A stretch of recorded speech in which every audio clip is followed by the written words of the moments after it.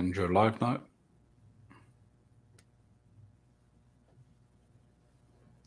All right. All right. Hey, folks. Are we? Good morning, good evening, and good afternoon to everyone. Hey, folks. How are you all doing? Hopefully, you all are having a good Data Leader Summit.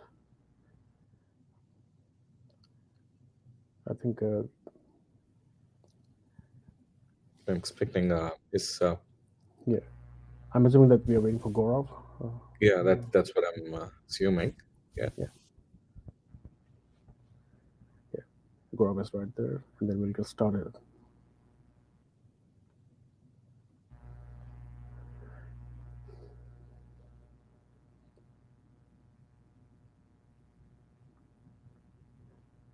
Hello. Hi, Oh, everybody. Sorry, we ran a little over in the previous one. The discussion got really in the thick of things, and we ran a little bit over. But welcome, everybody. Thank you. It's great to have you here. We are in the healthcare life sciences. We are in the healthcare and life sciences panel here. And let me introduce. Let me first of all welcome everybody. We have lots of healthcare companies. Um, uh, I'm Gaurav Deshpande. I'm Vice President of Marketing at Satori. Satori is hosting this conference, Data Leaders Summit. I have with me two amazing speakers, Arun Buduri from Innovaccer. Arun, would you like to introduce yourself? all right. Hey, Gaurav. Hey, Faizan, and everybody out there. Uh, I'm the VP of Engineering, IT, and also the Chief Information Security Officer at Innovaccer. Welcome, Arun. And of course, we have Faizan Javed. Faizan, would you like to introduce yourself? Faizan is from Kaiser Permanente. Sure. Hey, folks. Faizan Javed. I'm currently a Senior Director of Data Science, Search and Personalization at Kaiser Permanente. Previously, I've also been in different industries like e-commerce, human capital management, across different roles in data science and engineering. Glad to be here with the team. Wonderful. Welcome, Faizan. Welcome, Arun. I'm going to start off with Arun first. Let's start the fireside chat. Arun, you've gone through an amazing growth at Innovaccer, with the Innovaccer Health Cloud really becoming the de facto standard for analytics of patient data for a large North American hospital chains. Would you tell us a little bit about Innovaccer for those of you in the audience who might be new to Innovaccer?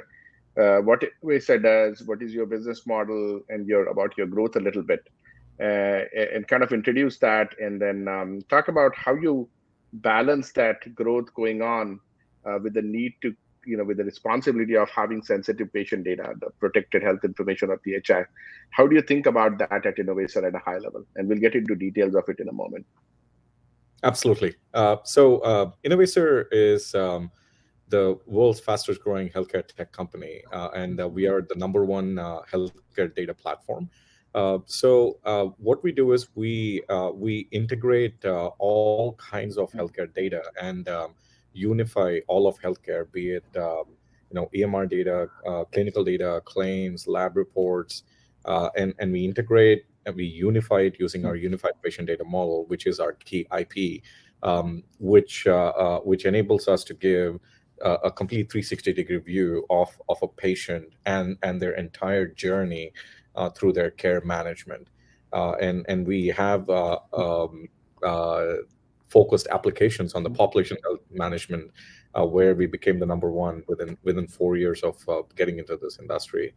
The kind of data that we deal with every day, it's just very sensitive PHI and PII data of every patient. Today, we manage more than 26 million patient data on our platform. That is incredible. And from 26 million patients to an even bigger community at Kaiser Permanente.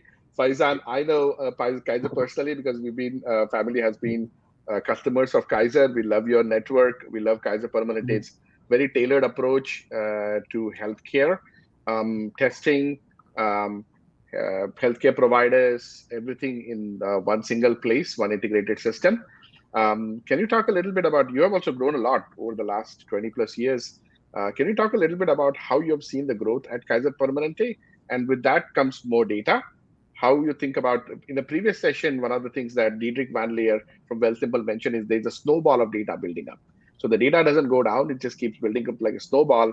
And you got to learn how to manage that snowball and keep it secure as it's building up, right? So if you think about that snowball of data, if you take that analogy, Faizan, how do you guys think about it at Kaiser in terms of increasing data? You have sensitive data, you have PII, you have PHI. How are you thinking about managing that data and keeping it secure at a high level? Yeah, so I think as you just mentioned, right, the like a key differentiator at Kaiser is that there's an integrated system, right? So we have both views from both the clinical side and also the consumer side, right? And that's what we focus on, right? So we always focus first on what value we can deliver to the user, to our members and our consumers, and of course we want to keep into consideration the data the data security aspect, right? So just to give you some examples, we actually work with both consumer digital data, which is like our member interactions on the website, what are their preferences, what searches they are conducting, as well as also the patient data, right? So those are the two halves of the equation.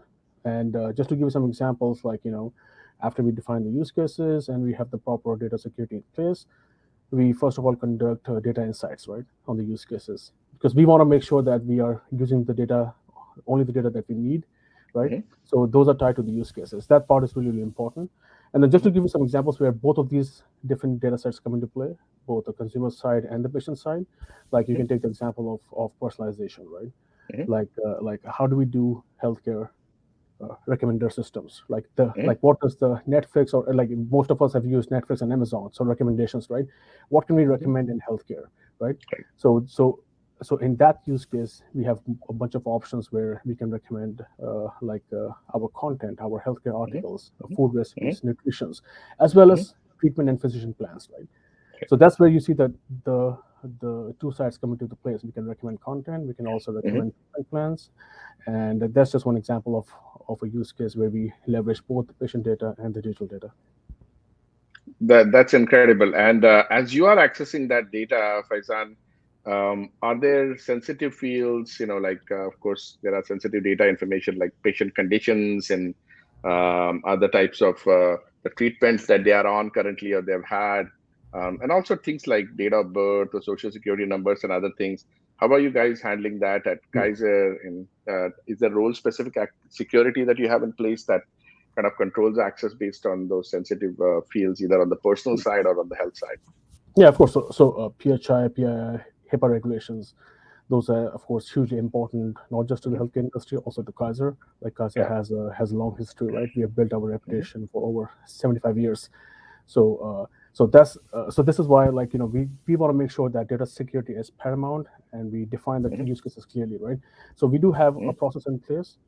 We have a Mhm. process in place which ensures that we take care of this in a consistent and a repeatable process across the organization, right? So it's like a centralized process, and of course we make use of all the key techniques, well-established techniques like data masking, like how do we do Mhm. anonymization of data, Yeah. right?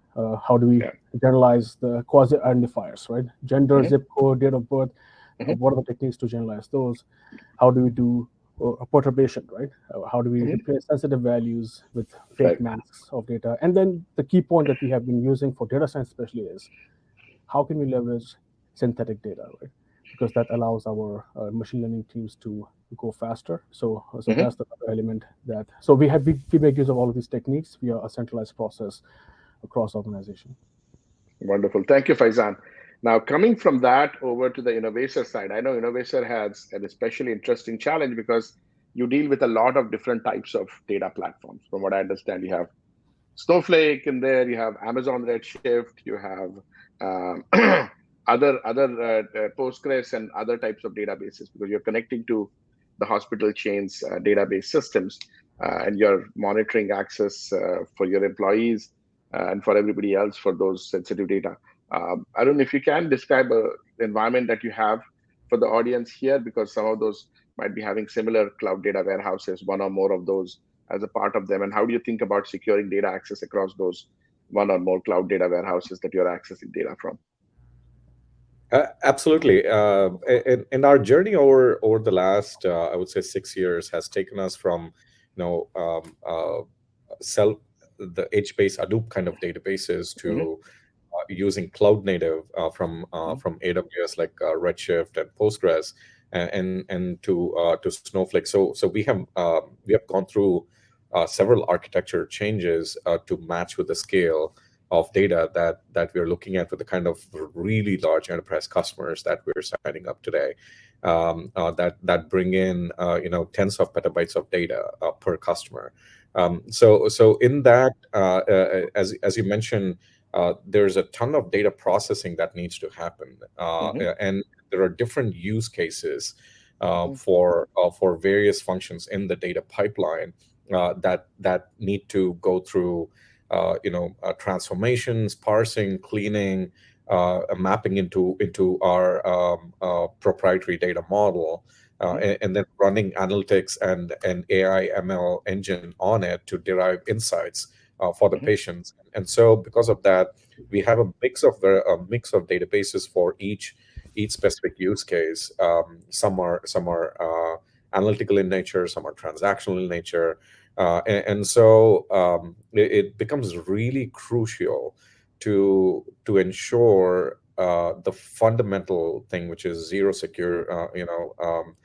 trust security, that the when you take the data from its raw form in CSVs or any other form that you get, and as you load it into the database, who gets access to what data, who gets to see the data, what fields are they looking at, what systems are they working on. So in terms of preserving security, we all start from right at the point where the data is trying to come in through SFTP.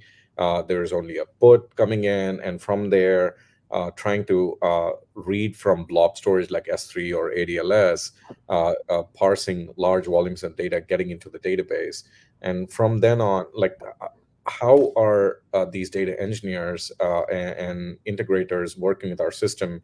We have Citrix-based VDI access, where you have really strict policies on there to say that you cannot download, screenshot, copy paste. So very stringent rules. By the way, we are HIPAA, HITRUST, SOC 2 Type 2 certified, and we've already started on FedRAMP and GDPR and other certifications. And as part of that entire data processing pipeline, it becomes really important that the different personas in the pipeline need to access different types of data to drive those analytical outcomes. Some may need some parts of the data, some parts of the entire, columns of patient data, and they may not be aware of how they are querying.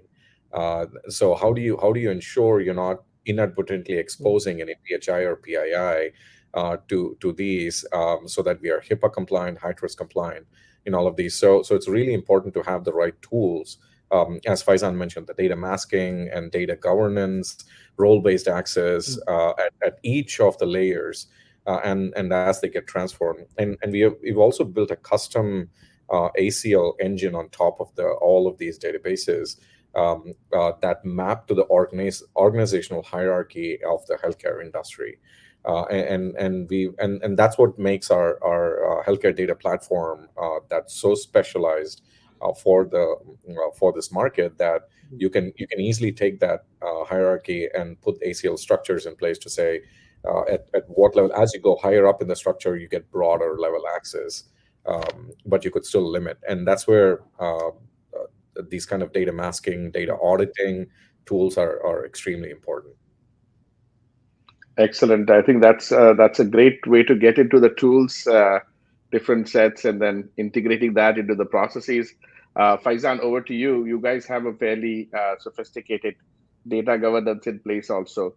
As Arun mentioned, they are looking at different cloud-based data warehouses and how to secure. And he mentioned a common ACL, access control layer, that they have established, and we are lucky at Satori to be part of that. Are you thinking about the same way, where you have multiple repositories in the backend, that you have a common access layer, for all of the requests go through? If you can share how you guys are thinking about it from a process perspective, from an architecture perspective at Kaiser Permanente. Yeah, so I can talk about the high level process, right? Basically, Mhm, basically, we have we actually work with like two main internal teams, right? So we have a risk mhm, office team. So the right? risk office team actually controls the risk threshold across all IT, right? All technology, Mhm, right? So and they also help us with risk acceptance and any risk remediation plans for all projects, right? With the data mhm, or any other projects. We also have a digital data access team. Now, mhm, this is the team that helps us with actually getting access to the data, right? So we need to justify like the mhm, use cases for data access, mhm, right? So we can spot it because there are so many disparate kinds of data, right, that we would need. So the use case definition is really important, and mhm, then the steps that follow from that is we actually check whether the data already exists in a centralized data lake. mhm, So we have a mhm, centralized data lake across our departments, mhm. and if it does not, then we can actually make a request to do a data Mhm. ingestion from the original source, right? The original source can be Correct. in any of the clinical sites or Yeah, any other with the Epic or Clarity or all those things. So yeah. we have that process of digital data access in Mhm, combination with our risk office that combines mhm. both justification of the use case and any security concerns as well, right? Right. So this is to ensure that we have compliance of the use cases projects and also the compliance Mhm. of the data tools in place. Got it. No, excellent. Thank you for that perspective because it's good to see the perspective both from Innovaccer as the hypergrowth startup that literally um, came from a small beginnings and now is a juggernaut, and to Kaiser Permanente, a well-established healthcare company that's continuing to evolve and have innovation to the process side. Um, Arun, for you, I know that as you went through the hypergrowth. Data access is something that you focused on, and making that as a part of the security, as a part of the design principle for data operations rather than as an afterthought. That's what data security operations is about. Can you talk a little bit about data SecOps? Do you see a compelling need for other health tech organizations, healthcare organizations to adopt data SecOps, integrating security as an inherent part of operation? Do you see that as a compelling need, and why do you see it as a compelling need? How do you see it from an innovative perspective um, for implementing a data security operations process?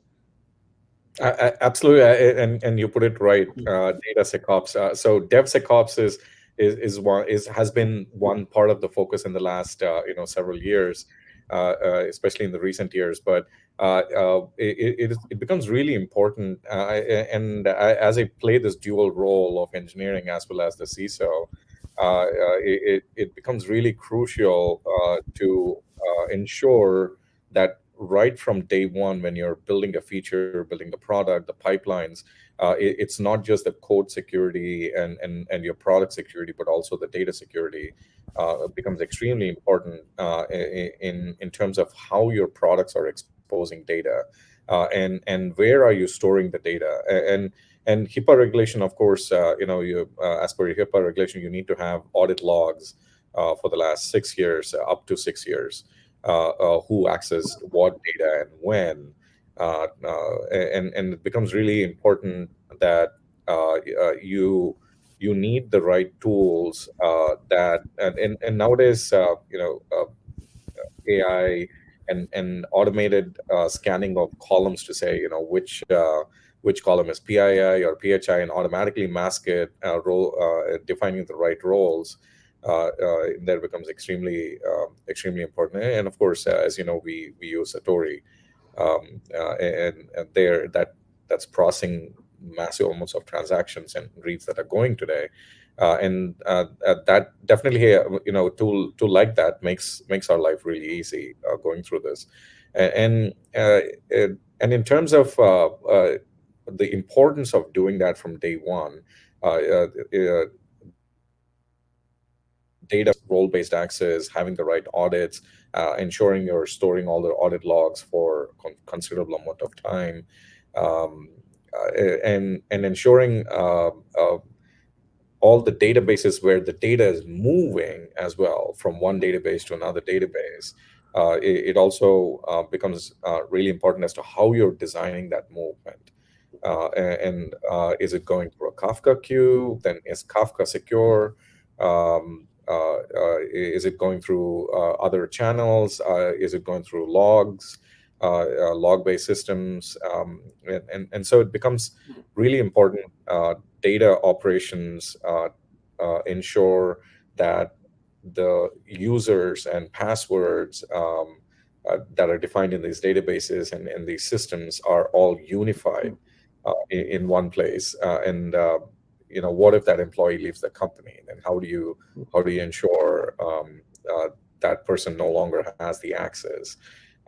Yeah, so it's really crucial to have that as part of day one, and especially it's really important right now because over the past several years, the number of digital connects with the patients has grown exponentially, and that has created an explosion in the amount of data that's coming in. So what I just heard, what I saw some statistic from a Deloitte paper that just came out, is that the total amount of healthcare data is about 2,300 exabytes. That's 30% of the entire data in the whole world. Yeah, it's important now because this is the decade of digitization of healthcare as we drive better patient outcomes, give more control to the patient, the providers, and companies like Kaiser that bring in incredible value to driving patient outcomes with that integrated system. I love Kaiser's integrated system. The way, it's a great model to follow. So yeah. Wonderful. Thank you, Arun. Over to you, Faizan. Same question. Security as an integral part of data operation. And I know that you may not be familiar with the nuts and bolts of this at Kaiser, but how do you guys kind of view this as an integral part of your data operations? How are you structured to handle that? If you can talk a little bit about that. Sure. Yeah. So I know that like in other industries there is some sensitive data, but healthcare is really unique in the sense that we have very sensitive data, right? We have patient information, and of course that's the reason why we have so many regulations. And this detailed patient information actually makes the healthcare players in the healthcare industry like very high risk targets, right? So people who are trying to hack and conduct data breaches, they love healthcare data because it's the most detailed data across all industries, right? So that and on the flip side, as we know, the healthcare industry is a bit of a laggard. Most of the health systems have some legacy and outdated systems, right, compared to other industries.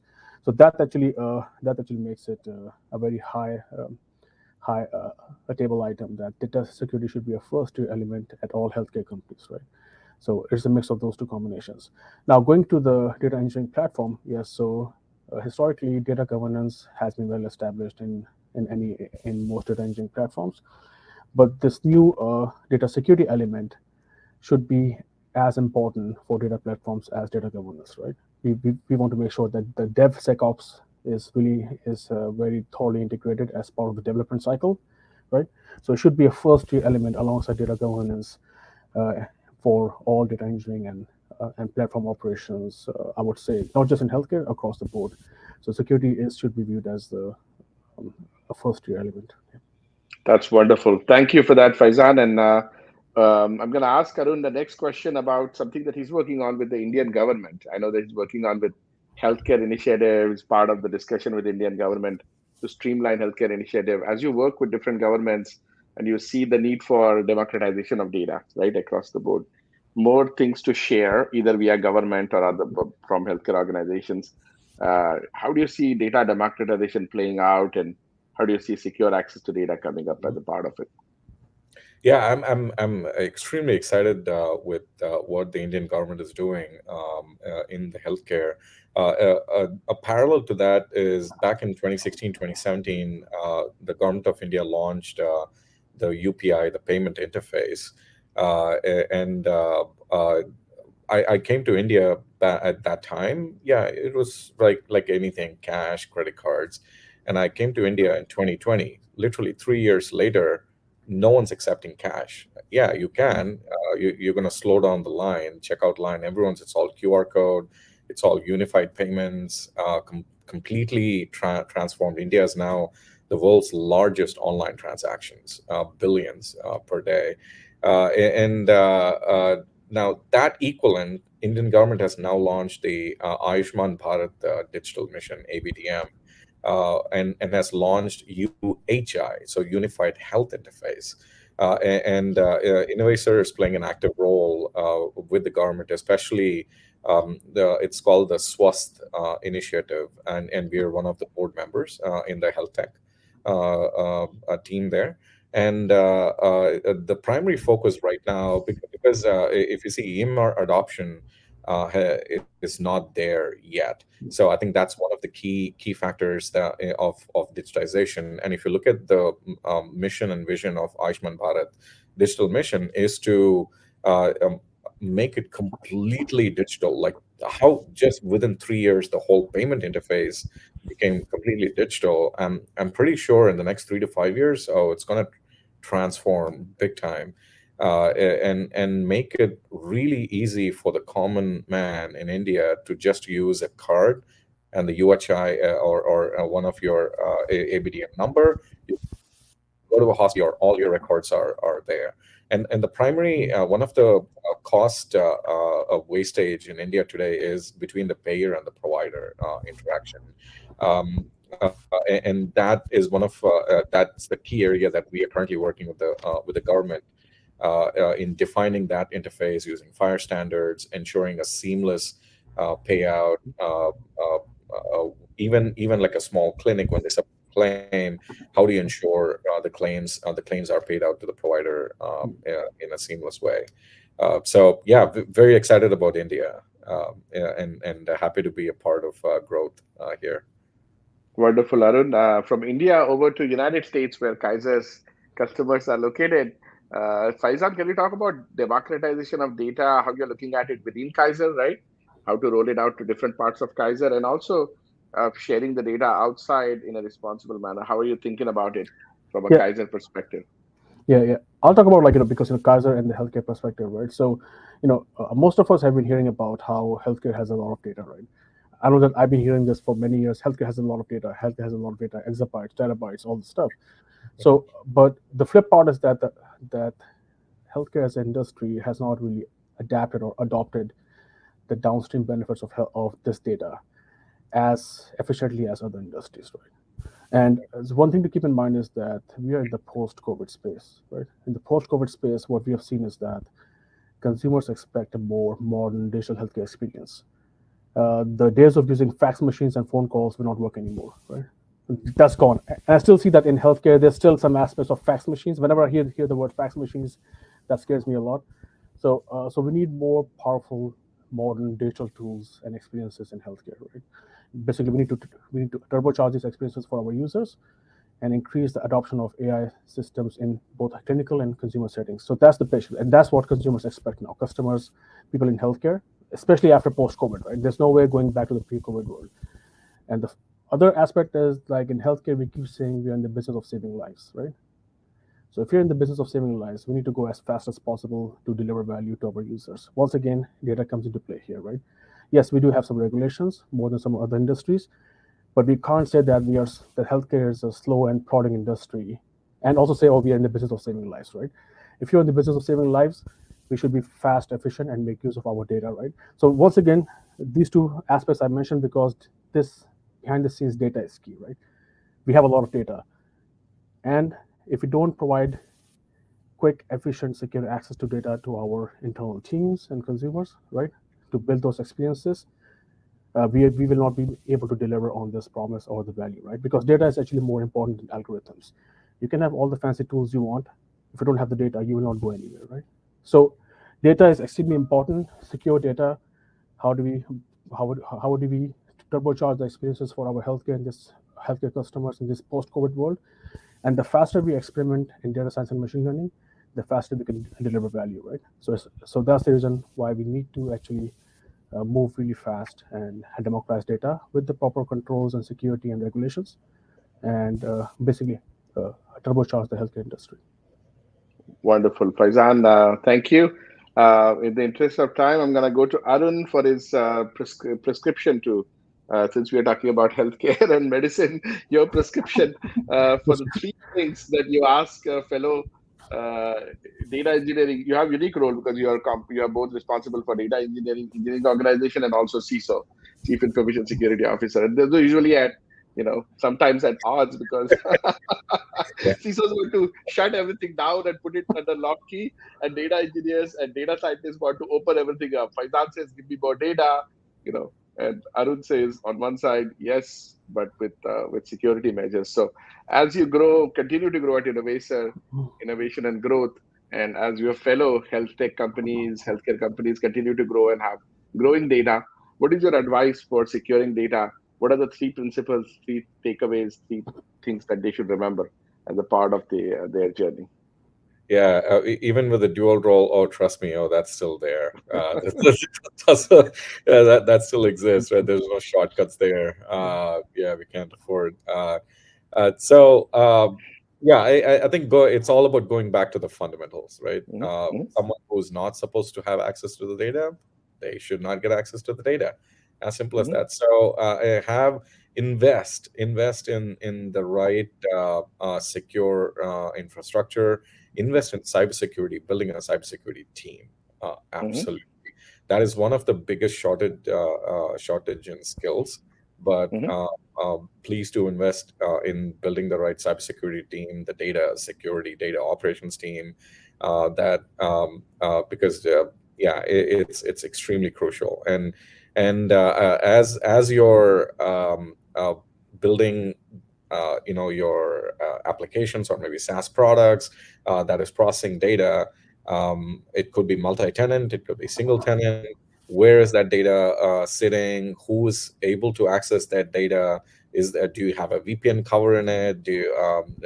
How are you restricting access? It's not just one layer. You need multiple layers of security, apart from the regular WAF, DDoS protection, and others. Most important, make sure you have all the audit logs, access logs, and ensuring you're not giving access to the data to who is not supposed to have the data. Uh, yeah, so I would say those three are the top fundamental principles. Wonderful. And you did manage to balance both sides of your role with that answer. But thank you for that, Arun. And thank you for staying up late. India, it's past midnight your time. So thank you for staying up late for audience around 40 countries around the world for this. Faizan, over to you. What's your advice for fellow healthcare and life sciences, data scientists, data engineers, and governance people? What is your advice for them? Three things for them to remember and they responsibly grow with data, with innovation and growth. Sure, yeah, yeah. I'll just mention a couple of points. So once again, like the first step is to understand like that you have a plan and a process, right? You like what do you need data access for, and how will you access it, right? And of course, whether there are any security concerns. So we need to be knowledgeable about that. Second thing is that for the environment to contain, to actually have, people should have access to a secure and rich data environment, right? As I mentioned, innovation is linked to how fast you can experiment, right? So an environment that's consistent, secure for data access and experimentation, that's extremely important to deliver value faster. Third point I can mention is that like people, right? People are really really important, right? So we need to make sure that they have the proper skills and there's some data training, domain knowledge, and upskilling available for the people who actually help us build these systems internally, right? So that part is also very important. And finally, I'll mention one thing, which is metrics, which is one of my favorite topics. Metrics, if you can't measure, we can't improve, right? That always comes in the end. How are we on track to deliver the proper business value, and are we delivering value? So metrics become very important. So all those three actually combine to as part of this data platform, security and engineering aspects to hopefully create a very engaging environment to work in. No, that's wonderful. Thanks a lot for joining us. There's a couple of questions here from the audience. Let me quickly ask you guys those since we have a couple of minutes.